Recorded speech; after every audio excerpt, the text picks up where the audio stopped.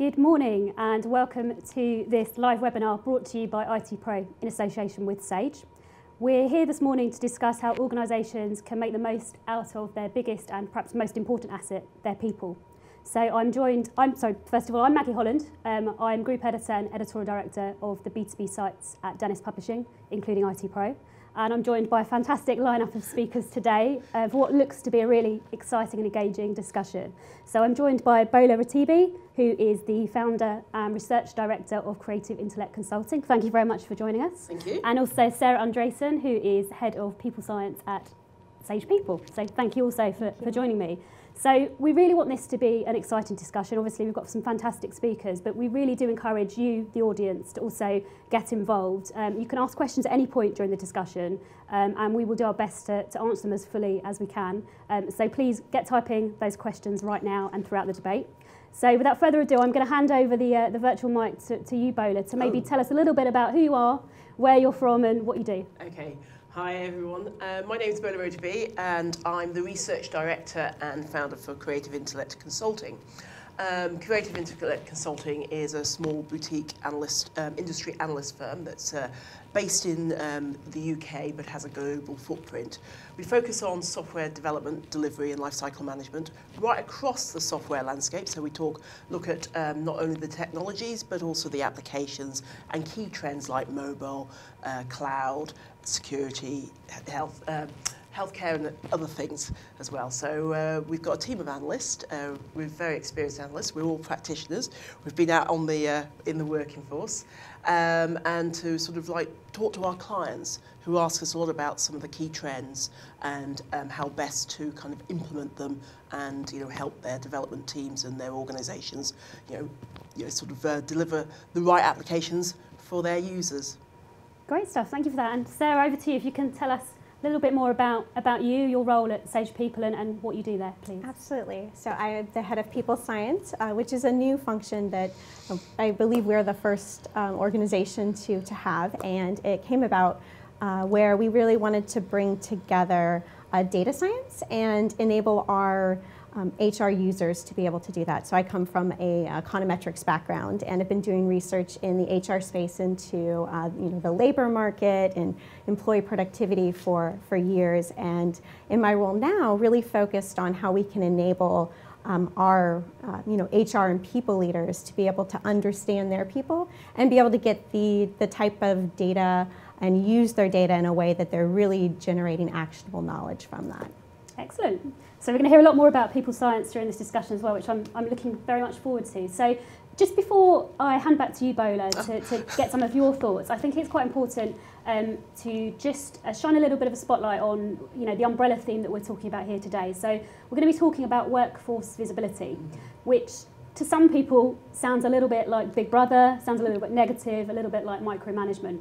But we're here today to tell you, the audience, that absolutely, there are many, many benefits. It's a big umbrella term with lots of subsections, but it's a really positive thing. So hopefully we will talk about the challenges during the discussion, but more importantly, we want to shine a light on, all the benefits and all the good things that you can get out of, workforce visibility and all the subsections underneath that. So, with that kind of lead in, Bola, if I can maybe get you to share your thoughts on this topic. Well, actually, thank you very much, Maggie. It's a very important topic, actually, and I'm really pleased that I'm here with Sarah, who, who's talking about the people science, because I think it's something that's really important for organisations, especially as we kind of look towards the digital economy and sort of digital transformation, which is a term that is really being bandied around, and sort of people sort of try to ask what does digital transformation mean, and I think too often we sort of think of it as technology, when actually it's all around the people side of it, and that's something that's forgotten.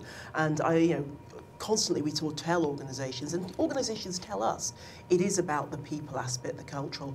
And if we look around the workforce today, I mean, the workforce is much more digitally enabled. We're all consumers. We have our smartphones. We sort of engage with applications.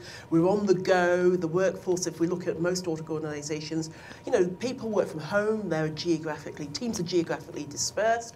And in fact, when we think about how we can leverage the technology, it's really about how we can get people engaged within the organisation, collaborating within the organisation, and sort of productivity, being productive, sort of using the technology to their best ability to either, converse, share ideas, and beyond just the kind of normal print, but to look at it from online, use your emails, use your mobiles. So the thing is, so when we think about that, we actually have to think about, well, actually, what it is that we want people to do and how we want them to engage.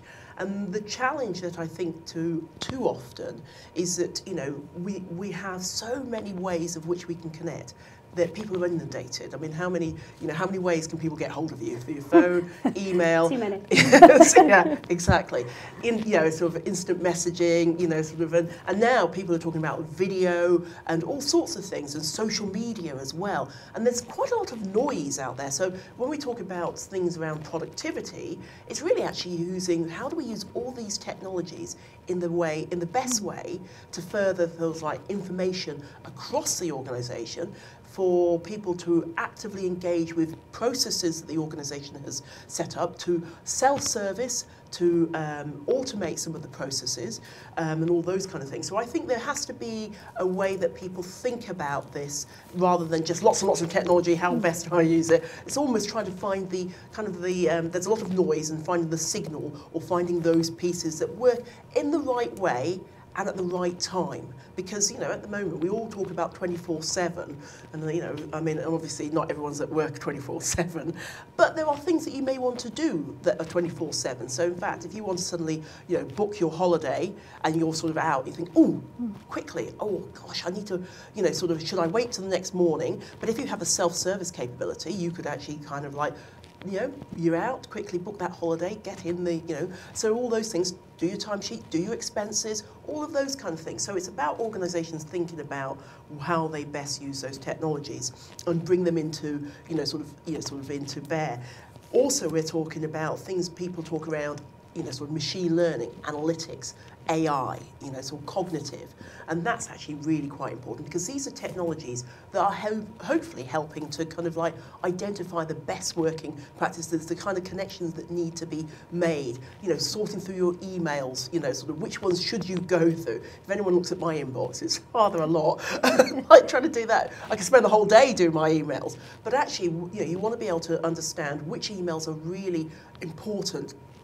And that's really good. So there's a lot of sort of technologies around analytics and sort of machine learning, cognitive, which are actually trying to streamline that, and that's actually quite exciting. So I think it's actually, to go back to your point around, it isn't a big brother, sort of aspect. Obviously, that doesn't mean that people won't try and use it, but I think actually people should take the positive and actually think about what they can do to kind of really engage their workforce, their supply chain, and potentially their customers as well, to kind of interact in the most effective and productive way. And I think that's what this really workforce visibility is actually how you take the right technologies, weave them in to kind of automating, and driving your business processes, because at the end of the day, it's about business agility, really, when we think about it. So the digital economy is all about trying to be a much more faster reacting organisation and leveraging your biggest talent, which is your workforce. Yep.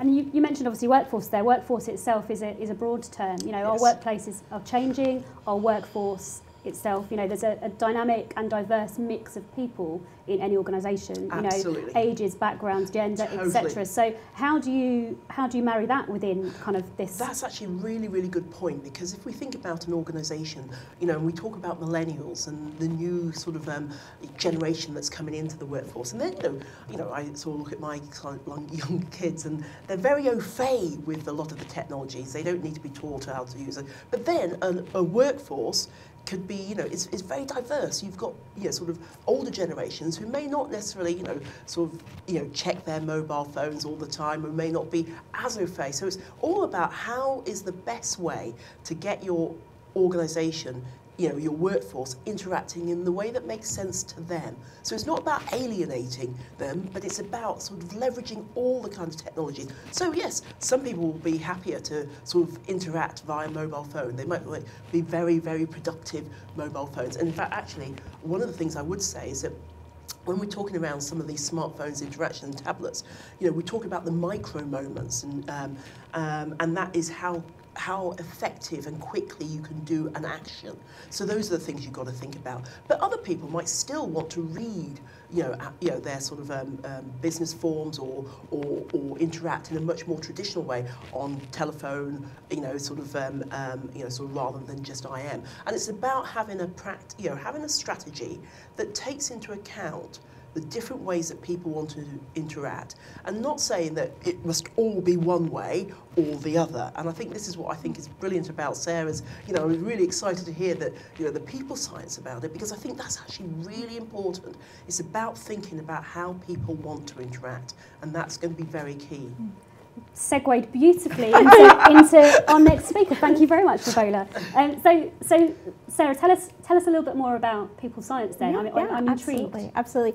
And before I even get into that, a lot of what Bola was saying reminded me around we're actually, if you look at a lot of the data for the US and the UK, that we're in this state of stagnant productivity.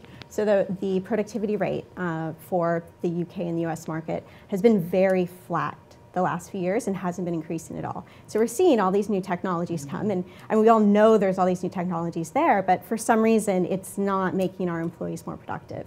And I think that we need to take a hard look at that and say, okay, well, why is that? And you mentioned so many things that are very dynamic within organizations, and organizations are having to really rethink. Okay, well, how is it that people work together? What technologies are they using? Because it's not enough to add in a new technology. You need to think about, okay, well, how does that sit in the organization? Is that making people more productive or not?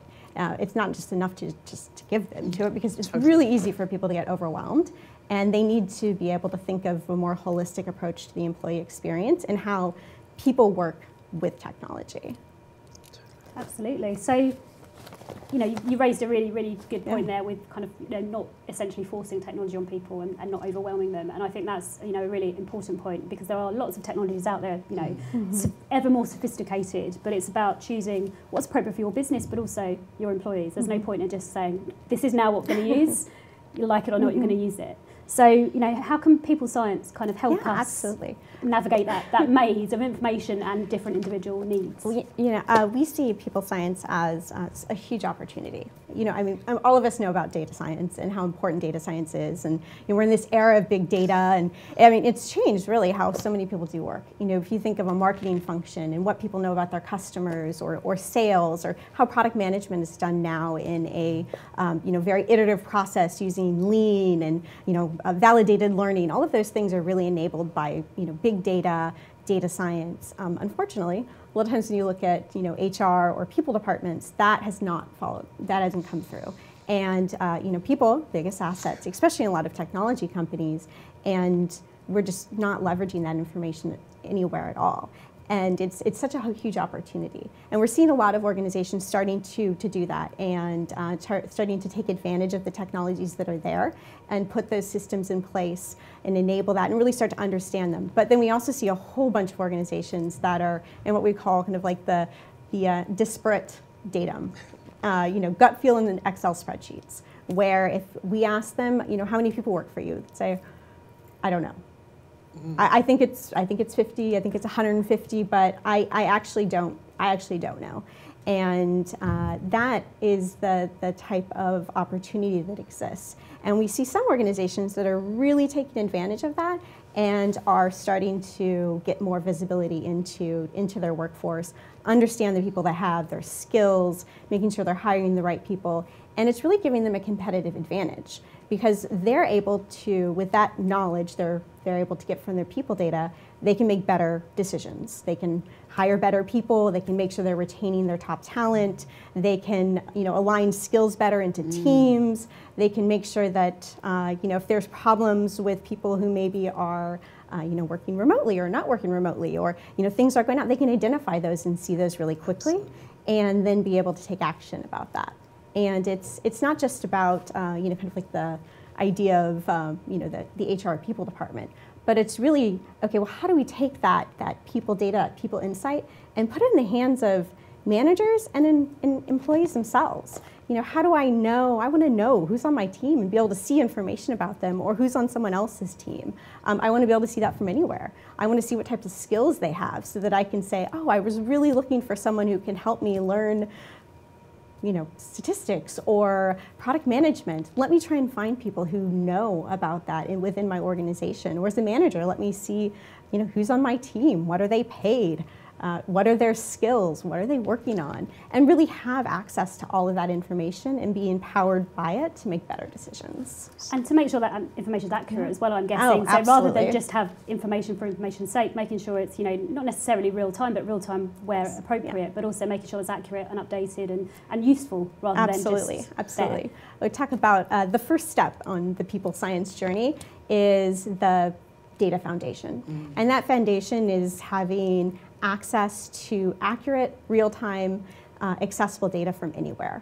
And without that data foundation, there's no moving forward. You can't have metrics and reports, and you're not going to be able to really take advantage of our people data if you don't have that solid foundation in place. Absolutely, I think data quality is really, really important, but also giving people the ability to actually, sort of review their data. Absolutely. And obviously you need the right checks and balances and all those kinds of stuff. But I think it's actually, sort of because people, things are always on the move. So actually giving people the accessibility to that data, because sometimes in the past things could be in sort of sort of forms locked away, and you have to go through a process to sign on and all this kind of stuff, or to to fill it in manually. The ability to automate that, I think actually is really, it's part of the sort of the wider kind of productivity and agility sort of story that everyone talks to. And I think that's really really important, is the little things.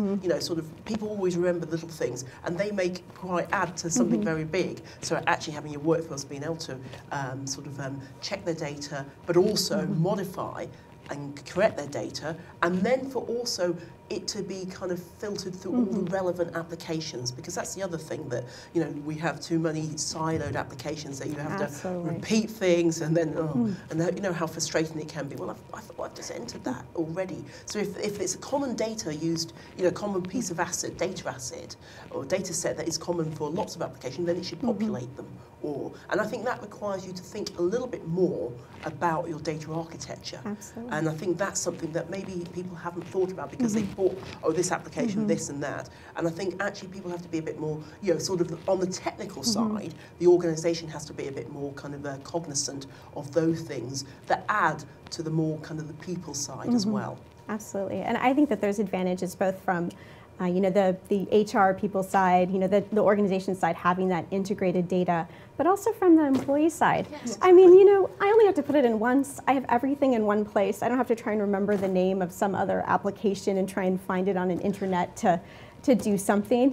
It's all right there. It's really easy for me to use. And it's part of the experience as well, actually, because when we talk about experience, that everyone always thinks of, especially when you say user experience, everyone always looks to the visual. But actually the user experience is yes, the visual side of it is, and then the design side is important, is an aspect of it. But actually, it's the experience. Do I fill in the data once and I know it's in other places, and that's kind of like, oh, that's great. You feel, remember that, and then you feel, oh, actually, I'm more productive. I can quickly move on to the next action that's actually really important. I don't want to have to be doing things that are just kind of like things that you think, well, I could have done that. I did do that. Why didn't it remember it? And then as soon as people start thinking, oh, like that, it's not a great experience, and then they start working things around, and then that just adds to people kind of putting in their own processes and doing things, and then that gets to a complexity, and then you've got a drag. And that's what organisations need to think about, as getting rid of that drag, and that the experience. And as people improve their experiences, and the experience is great, then they'll use those applications more. So in fact, actually, you'll get even more engagement from your workforce. And I think that's what people need to think about. And you talked about that self-service element, and you just touched upon it again there, and earlier on we were talking about the fact that workforce visibility as an umbrella term isn't a negative thing. It's actually a very positive thing, and it's not one-sided either. And I think that's a great example, empowering employees to be able to update their own data or tell you a little bit more as an employer about them. Kind of they feel more empowered doing that. So it's not just, I'm the employer, I hold all your data about you, and your skill set, and I'm the only one that can change it. It's kind of opening up that kind of access and letting them into kind of some of the systems and helping them in doing that. So you mentioned those micro moments and those tasks that people can sort of do quickly and easily and only have to do once. So I think that's really important. Oh, it is, it is. I mean, to be honest with you, I think sometimes everyone thinks about the big picture, but actually it's the little things that make up that big picture that's really important. And I think sometimes that's what, sort of starting, where do you start? It's the small things that you can start out without actually, but just know that you're on this journey towards something much bigger.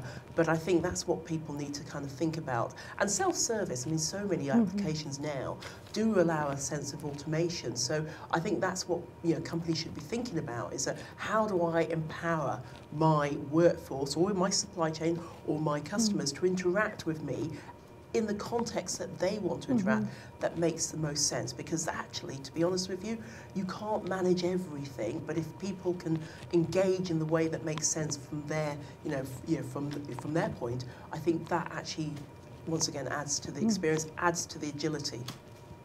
And you talked about data architecture and, kind of having this insight, having this information, you really need to kind of have that data foundation and that data architecture in place. So people science as an art form, as a kind of subsection of what we're doing within business, does that really rely on HR and IT people sort of aligning what they're doing, or is it a separate skill set? Absolutely. I think it's really important to have both the HR department or their people department and your IT team talking about it. A lot of times, in IT, there's already maybe a data governance framework, and plans in place.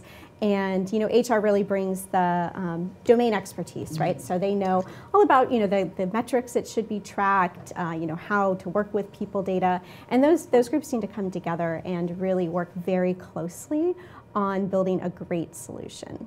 Absolutely, I can't say enough on that point, actually, to be honest with you, because I think the thing is that when we think about organisations as they go forward, it can't be the IT department, the technical organisations sitting outside on their own, just kind of focusing on the technology, because actually the technology is kind of, it sits underneath it all, but the real power comes from, sort of understanding the workflows inside of the organisation, which is why it's actually really important to have that domain knowledge, sort of influencing the IT technical knowledge. And in fact, from our experience as an analyst, when we speak to organisations that sort of really get that right, often you find that they co-locate, or the IT team or the development team, are within the business unit, so they're always constantly reacting, and they're better. And I think that kind of peer-to-peer kind of communication and collaboration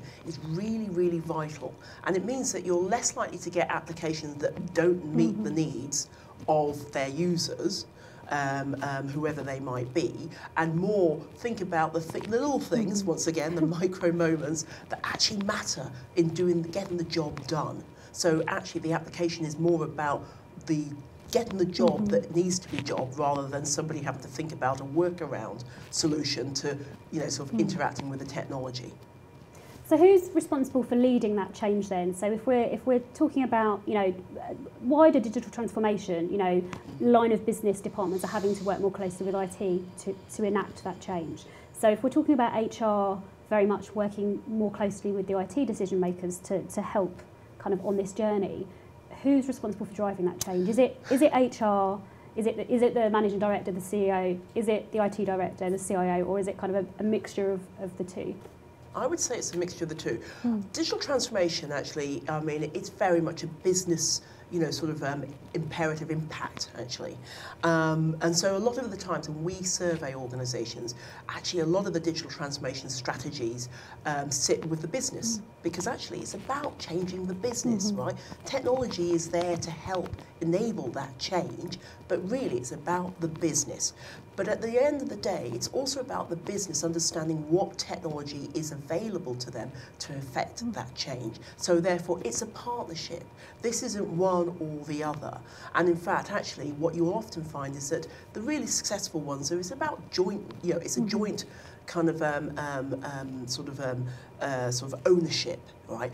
it might be instigated, it might be driven from a business-led unit side of point of view, but actually the real power will come when it's a joint ownership, joint responsibility, because actually it's technology should be seamless, it's underpinning that, and it's the business, you know, because at the end of the day, it's the business that's actually, you know, out there, you know, working, selling, you know, it's wares and, you know, sort of doing whatever it needs to do, but at the same time, it has to be cognizant of the technology, and I think that it's partnership here. That's what I would say.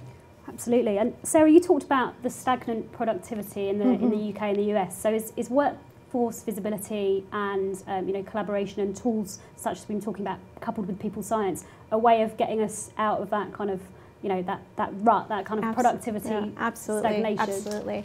I think that, you know, we've had so many new technologies coming out in the last few years, and a lot of times they're deployed and used in organizations, and we are really excited about, you know, like what they can do and how they can make people more productive. But there hasn't been a lot of deliberate, proactive effort on thinking about, okay, well, how do people work with these technologies, and how are we actually making sure that, you know, these great things are making people more productive versus just giving more noise, right? A lot of things sometimes just add more noise. Yeah. And then all of a sudden we have like 7 systems we're supposed to use, and we don't realize which ones we're supposed to be using, and we're using the wrong one. And that may have been a really exciting technology to put in, but it's not making anyone more productive. And there's been a lot of change in organizations themselves and how they work. Deloitte did this. They do this great human capital trends and study every year globally. And this year, their biggest trend was organizational design and redesigning organizations, because the way that organizations have been designed historically has been very much around optimizing efficiency and effectiveness. But today's organizations are much more team-orientated.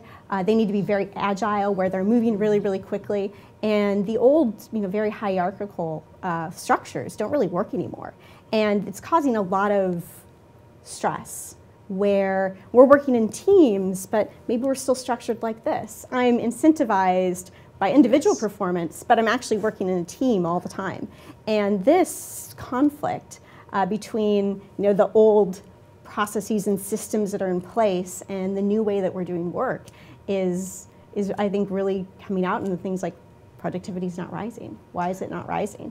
And a lot of organizations are starting to realize that and saying, okay, well, how do we rethink, you know, our organizational design, rethink how people work with technologies, and adjust it for what people are doing now, how people work today, you know, and they're working mobily, they're working from all different locations, you know, they're changing things, they're working in teams, and we need to really bring the rest of our systems and processes and everything along to do that. Couldn't agree more, actually. I think I think that is a kind of exciting organisation when you actually have that kind of, you know, sort of role and that kind of process inside the organisation, because it means the organisation cares about the way its people are interacting, and way its people are engaging.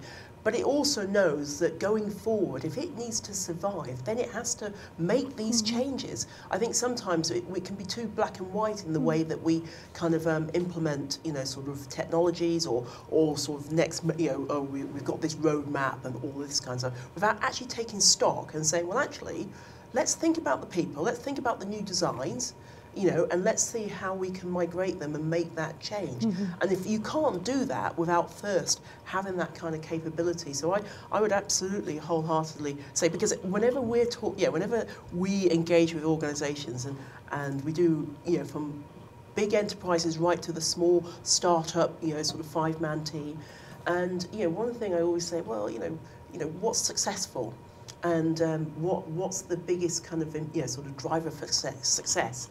And it's always people. It's always, you know, that I would say, it's always at the top. People, the culture and the people. And I think, so it's not something that's a sort of, a lot of people think, oh, it sounds warm and cuddly and a bit like, not need to think about it. But actually, that should be top of mind, absolutely top of mind, because if you are going to really get the most out of the underpinning technologies, you're going to have to think about the people who are going to use them and how they are going to be kind of like productive, how they are going to use it, and how they want to work. Actually, at the end of the day, you know, and especially how they want to work and how they need to work as well. And I think without that kind of like sort of insight, I think that you're doing your organisation a disservice, and you're not starting from the best starting point. And that comes back to the people science element as well, is knowing kind of, you know, what your people want and what they, you know, more importantly, what they don't want as well, which is really, really powerful information to have. So I think, you know, I think the people science space or organisations thinking about people science is something that's going to definitely be on the increase going forward, and it needs to be, doesn't it? Absolutely, absolutely. I think it's so important for organisations to start really, really thinking through those components. And some organizations have done it, I would say not as deliberately as they should, but have kind of like fallen into it. But a lot of the really like leading organizations, you see them investing so many resources behind, you know, like what they do with their people data and analytics. You know, I mean, Google's a great example of an organization that has a very, very robust, you know, people analytics team, and you know they've done so much research on, you know, what makes really good hires, and you'll see a lot of organizations that are starting to invest in that. But you don't need to be a huge, you know, company to start doing that.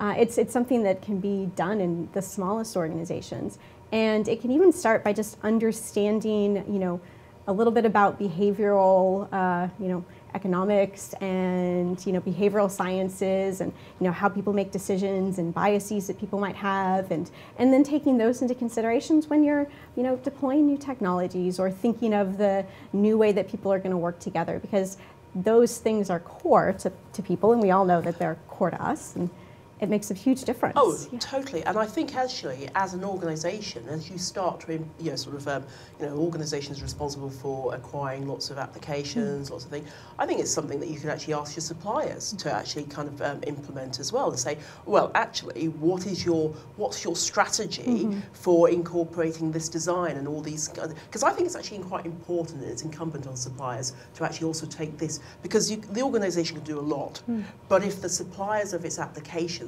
aren't thinking along that way, that makes it very hard for them. And I, you know, as an organisation, and there's no reason nowadays, especially now that we kind of have a much clearer idea in terms of, you know, sort of digital technologies. You know, we're not there yet. We're on the first rung of the ladder, but I think there's a lot of information out there. And I think the thing is that everyone always says, oh, it's an ecosystem. It's all about partnership and everything like that, which it is. So actually, if it is about partnership, it is about your ecosystem, then actually you should be talking to your partners and your ecosystem, and just, you know, of which your suppliers are part of it, and saying, well, look, this is what we are trying to achieve, so you need to work with us on this, and your tools need to support this. And if they're not, then I need to look for a new partner. Absolutely, and you know, in that same vein, is it, or rather, should organisations be thinking about their employees a bit like internal customers? So in much the same way that organisations, particularly in the retail space, but many other sectors, have been trying to gain information and behavioural analysis around their customers so they can serve them better and give them a better experience. We kind of need to be doing that as organisations with our employees. Oh, without a doubt. I mean, we did some survey work only last year around, you know, sort of looking at, you know, sort of, you know, people who are building mobile application, you know, sort of mobile build. And one of the sort of one of the insights that we got from that was actually what kind of applications are people building, organisations? Is it B2C, business to consumers, business to business, or business to employee? Now, obviously, the vast majority of them are business to consumer kind of applications. But what was very interesting was actually how much they expect in the next 12 to 18 months for that to grow to be business to business and business to employees. Those are set to absolutely grow, the kind of mobile applications. And I think that's across whether it's mobile, desktop, you know, sort of, you know, whatever environment that you're thinking about. And I think if you're going to be looking at that, then you need to be thinking about what does it mean to engage with your employees? What does it mean to engage with your business community, your suppliers? So I think actually that's only, you know, sort of technologies like mobile, like SaaS solutions, sort of are going to be driving, exactly the kind of applications you're building internally. So it's really important that you actually understand how your employees, sort of, the dynamics within your employees, their behavioural dynamics, and we talk about cultural change, right? You're only going to change culture if you kind of you can change culture from the top, or you can change it from the bottom, but you can't change it without actually understanding what is your culture, and you need to understand that first, and then sort of work out, well, actually, where are the holes, if there are holes, and where do we need to make the changes? You can't get that unless you start thinking about, your organisation and your employees are as important as your kind of your consumers or your customers, because a lot of the times they're the frontline staff. Absolutely. So I'm going to take a moment now to answer some of our audience questions. So please keep them coming in, folks out there in the ether who are watching us have this great discussion. So question probably for you, Bola. What key thing or things are driving these changes? And is it a case that we are just much more demanding as people than we used to be? I think we are more demanding. Expectations are rising and continue rising. I think part of the fact is that, look, at the end of the day, everyone who's an employee is also a consumer, so you know what you're able to do, at home. You've got your smartphone, whichever platform is based on. You can order things. And the experience is actually quite, gosh, this is really easy, and I get updates, and I, sort of can do things quickly, and you can sort of you can understand that experience, and it makes you feel good. And so people, so when they come into the workforce, they want to still continue, that kind of sort of good feeling and that productivity, and they kind of get really like, well, hold on just a minute, if I can do this at home, why can't I do this at work? So that was one of the things. Whereas before, the workforce was probably where you did sort of most of your, sort of high tech, sort of new things. Whereas now it's all democratized, and in fact, actually, the enterprise is falling behind sometimes in the way that they engage with their people. And so I think, but the other thing is, technology has also evolved fast, right? You've got cloud services, technologies like cloud that allows you to, sort of expand, the flexibility to extend out, and sort of also, sort of the way that you engage and acquire technology is a lot faster and easier with software as a service solution. So you can pick what you want and when you want it for however long you want it. Mobile, we kind of sort of talk about ubiquity.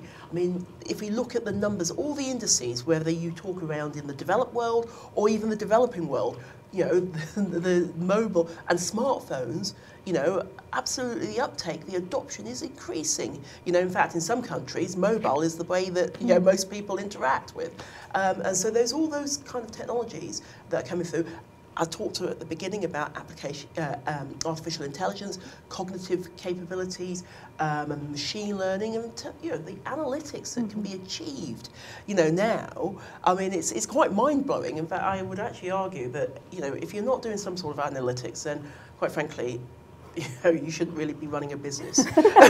Okay. So, quite frankly, that's what I'm going to say, because you can access quite a lot of analytics. So it's actually, the thing I would then say is that it's actually how you then sort of start and say, how do I now put this into something that makes sense? Because there is a lot of information, and okay, fair enough, it's probably a strong statement, but all I would say is that there is so much technology and capabilities are so much more accessible today. The value that they really bring is really down to you as an organisation into understanding, well, actually, what is it that I want to do? And we always talk about assessment, we always talk about kind of your base point, your benchmark, and I think that's really quite important. So it's like the technology's out there, that's not the problem, right? It never really was. It's evolved, it has evolved, it's down to the people, and organisations are people. How you use it is really going to be down to what you actually want to achieve. Absolutely. So people are both the biggest asset, but also potentially the biggest problem in an organisation as well. I think that's kind of what we're learning. So it's kind of a. But they shouldn't you need to turn them around from being a problem into into leveraging the best. Absolutely. Yeah. So we've talked a lot about how we can use the wonderful technologies that are out there and that are on the horizon, coupled with cultural change and kind of visionary thinking in some cases to empower and assist existing employees. But how do we do that with kind of potential employees as well? Sarah, maybe a good one for you. Kind of organisations trying to attract new talent to their business as well. How can they leverage workforce visibility and people science to do that? Yeah. And before I would even say that, I would say when you're thinking about employees, I mean, a lot of times in the gig economy, your employees aren't actually just your employees anymore, right? If you think of kind of like the Uberization, the Uber talent, where a lot of organizations are relying on contractors, other types of workers who are working for them. And so, when you're talking about, how people are working with technology, that's not even limited to your own employees anymore. And not only is it, those people might be working for you that aren't traditional employees, but now we're starting to think about, okay, the way that your culture, your employee experience, that's all going to be out in the network somewhere. There's going to be, Glassdoor, there's going to be social media and LinkedIn, and if it's not good, then people aren't going to want to work for you. Yeah, totally. And people are going to know. And so your culture and your employee experience really becomes your employment brand. And it's a huge factor in determining who's going to be attracted to your organization. Because people, if you want to hire, innovative people, but your culture doesn't support innovation, and people know it doesn't support innovation, then innovative people aren't going to come and want to work for you. And so that is something that needs to be considered and managed. And when it comes to giving visibility into your workforce, that can be really helpful for candidates to understand what is it like to work for your organization. Is that the type of job I'm going to enjoy? And I think about a case study I did many, many years ago for a company that was manufacturing or something, and they had this horrible job that nobody really liked doing. It was really hard, and they kept trying to sell it and say, oh, this job is so great, you should come and do this. And then they would hire these people, and they would do it for a few months, be like, this is the worst job ever, and they would leave. And they had just horrible turnover, where they were losing 60, 70% of the people. And finally they said, you know what, let's change our approach. Let's reset expectations and tell people what it's really like in this job. And they said, okay, this is the job. This is the challenges that are going to be part of it. Here's all this visibility into what we're going to be asking you to do. And then candidates knew that up front, right? And then they joined the organization, and they weren't surprised. There wasn't this huge gap between what they expected and what actually happened. And they found that they got better hires.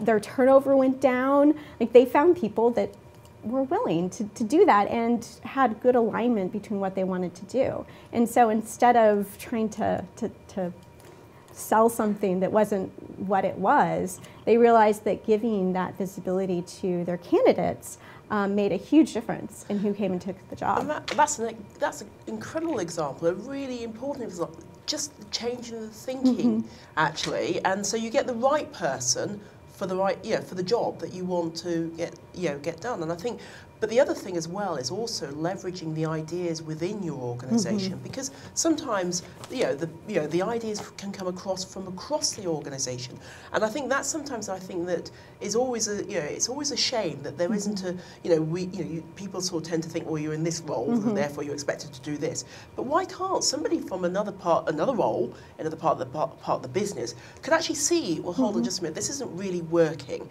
but it could be working better if we did this. You want that person to be able to kind of feed into that, and you want to be able to leverage that. And I think that's really important. I think too many times organisations, going back to your hierarchical structure, they have hierarchical structure in their thinking as well. And I think that has to kind of you need to break that apart, because actually the best ideas can come from anywhere. You know, they can come from within your organisation because someone saw something that made sense in the interactions they were, and they wanted to make it better. So you should be able to give them the opportunity to absolutely feed into that. And and I think that's something that organisations need to do more about. And I think that's also underpinning what digital transformation really kind of means when we talk about it's about getting everybody within you that's part of the organisation, whether they're employees or contractors or consumers or suppliers, part of leveraging them to get the most and to be able to act fast. So. And giving everyone a voice. I mean, you mentioned there that an idea could come from the most junior of people somewhere else in the organisation. So you need to give them a mechanism to feel that they can give that insight and that fresh thinking. They're probably looking at the problem a different way because they're not part of that team. But it doesn't mean their ideas are any less valid. Absolutely, absolutely. And it could just be the small things. You think, and it could make a big difference. You think, oh, why?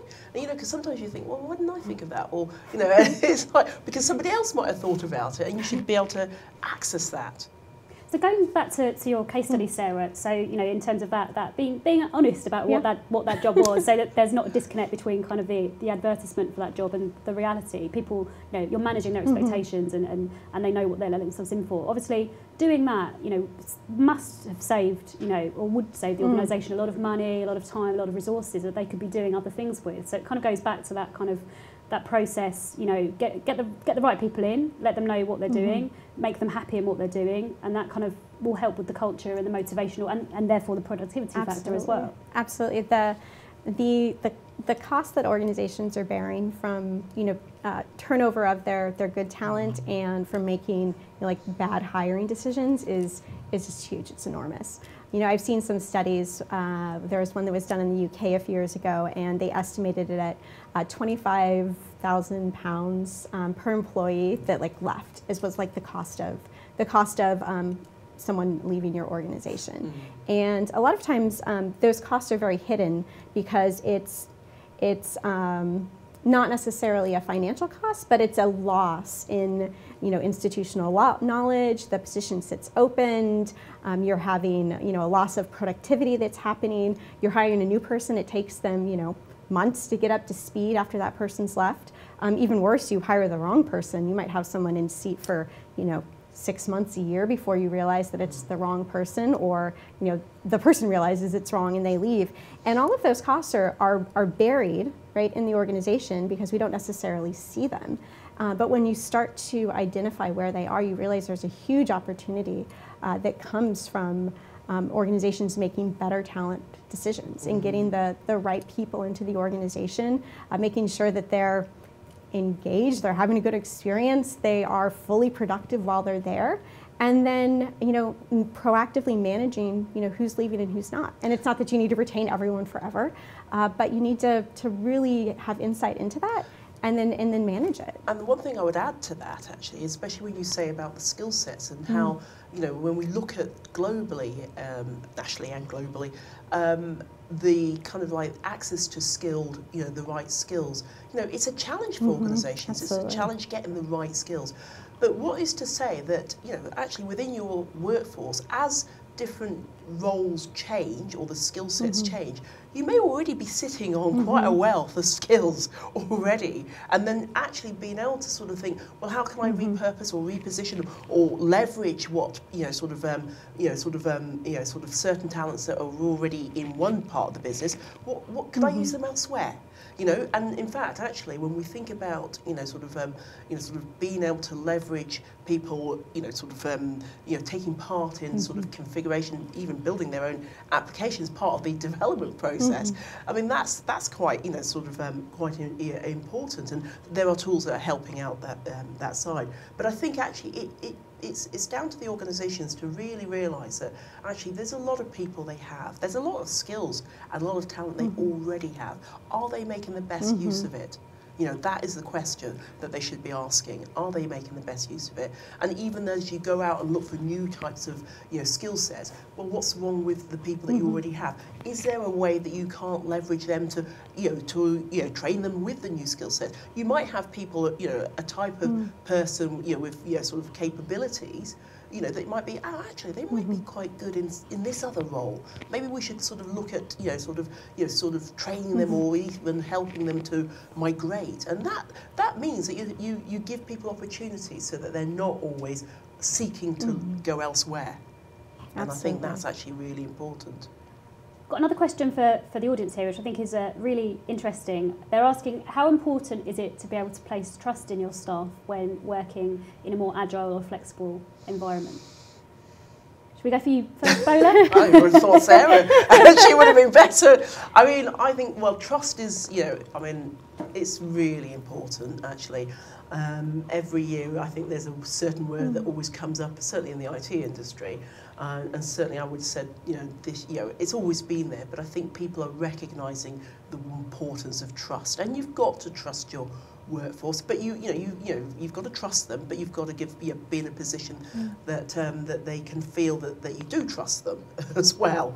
At the same time, just saying that I trust you, but you know that's the thing, because I think people have a sense of responsibility, you know, and it's not, you know, we go back to that whole micromanagement and sort of big brother thing. It's not about being a big brother. It's about actually trusting people and saying that, look, I trust you, and I think you've got the responsibility. Yeah, you've got the responsibility and the level of authority. You know, the whole self-service is, you know, an automation. It's about saying, well, actually, you know, you can do things, you know, when they make sense to you. That doesn't mean that at the same time, and the caveat to that is that, you know, you have to have policies in place for authorization and authentication, because, you know, let's not shy away from the fact the whole security issue.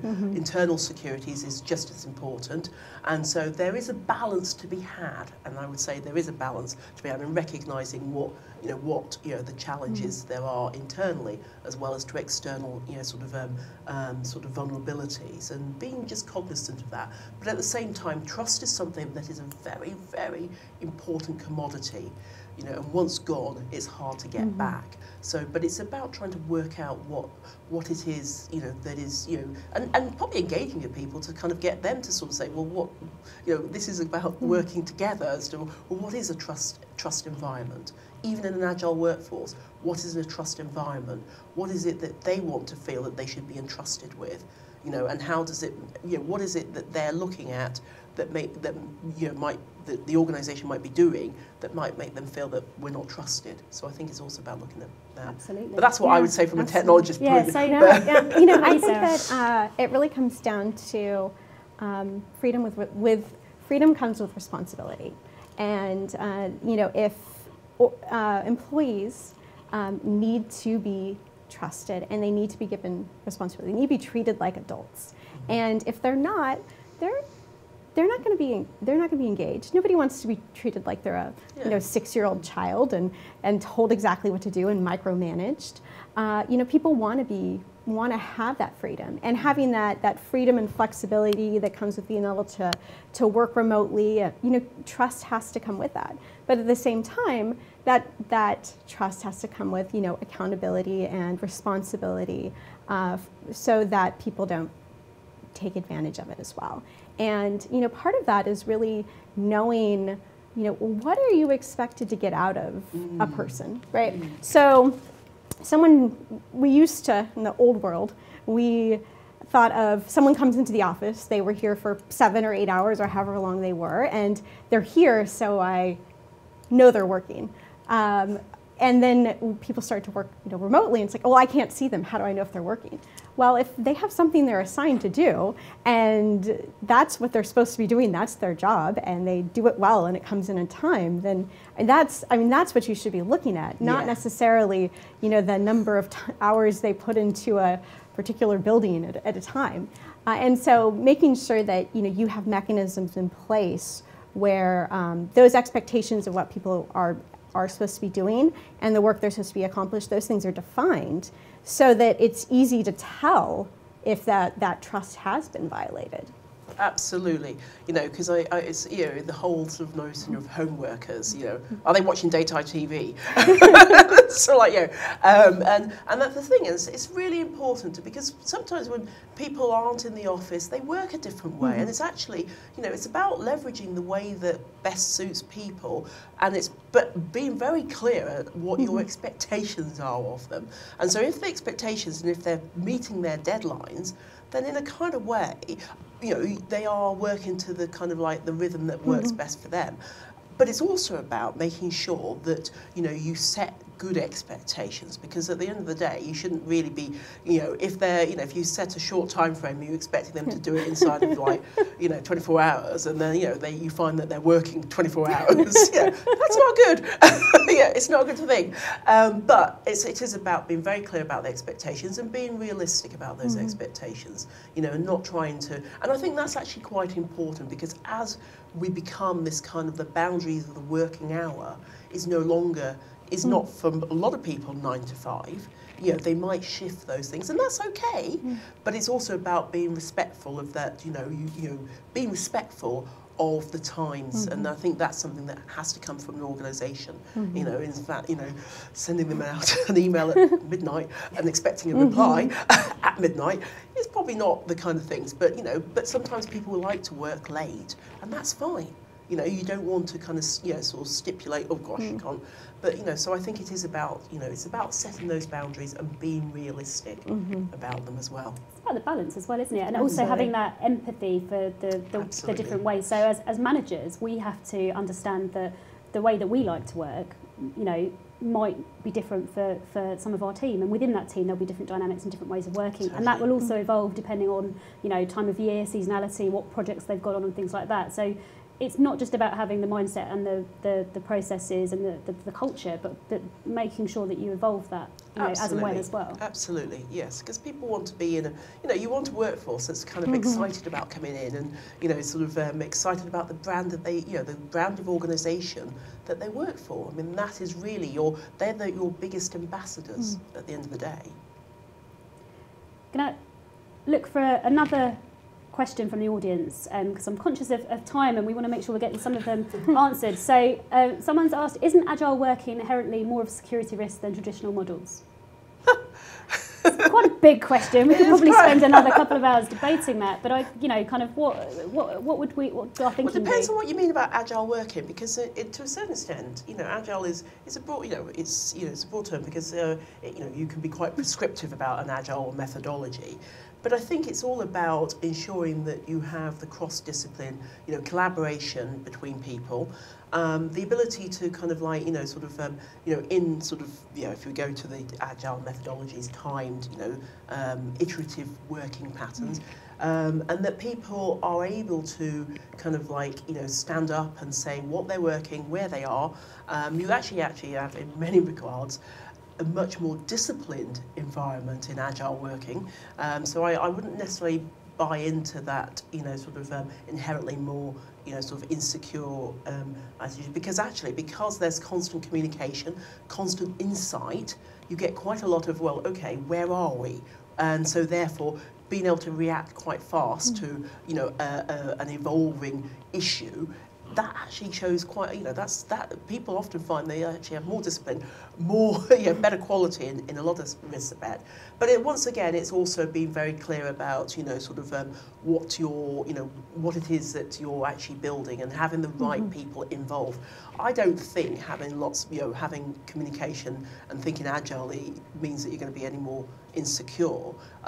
But the thing is it goes back to what we say, making sure that you have the right sort of authentications for various, you know, sort of, you know, sort of systems. So who should be touching a system, who should be, you know, logging in. That's still, you know, we're not sort of saying get rid of that. That's still required. But why should, you know, you have to ask yourself, why working agile is going to be more insecure? What is it that you think is going to be insecure?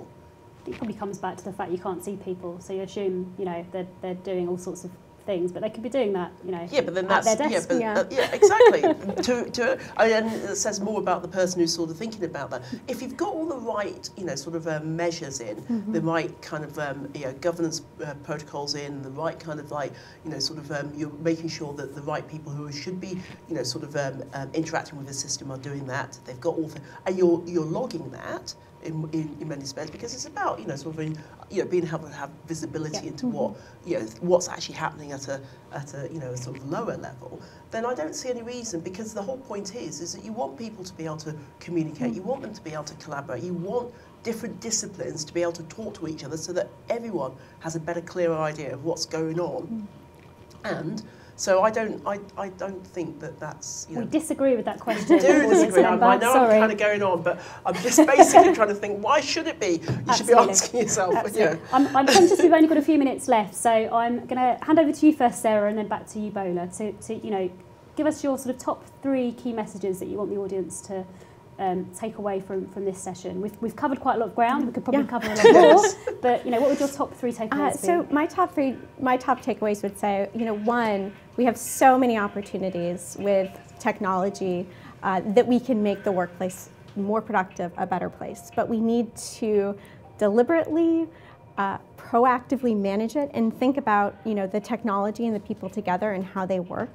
And then we need to be able to look at our people data with the same discipline that we're looking at our customer data, you know, all of our product data, all of those things, and we really need to apply that internally as well, because, you know, our people are our biggest asset, and it's really, really important that we are using all of our data and technology tools with our people as well. Definitely. Excellent. And Bola, what's your top 3 or top 1? Or? I would say probably just and top 1 is that, in fact, I think there's a lot that can be done in terms of, you know, sort of thinking about what it is that you know, your workforce in terms of the data architecture, also getting your suppliers and partners on, you know, this isn't, you know, we talk a lot about ecosystems and partnerships. I think this is something that's got to be worked in hand within that ecosystem. So in other words, making sure that the tools and the products and applications that you're using can support that kind of thing. It's not, you know, it's as much a point about, you know, sort of thinking it in terms of thinking of what you need from your employees, but also serving up them with the right tools that can actually support where you want to go with this and that visibility. And I think that is really going to be important. Excellent. And I think that absolutely underpins, you know, going back to the very start of this conversation where we were talking about how workforce visibility and empowering your people is a very positive thing. I think, you know, we've hopefully emphasised that point during this webinar, which will be available on demand. So if people have missed bits, etc., they can catch up. But I'd very much like to thank both my guests today. Thank you very much, Sarah, for joining us, and Bola. Thank you. And thank you, dear audience that I cannot see but I know are there. Thank you for joining us. We really hope you found it useful, and we will be soliciting your feedback after the event to find out what you liked, what you didn't like, what you'd like to hear more about. So thank you for joining us, and we hope to see you again soon.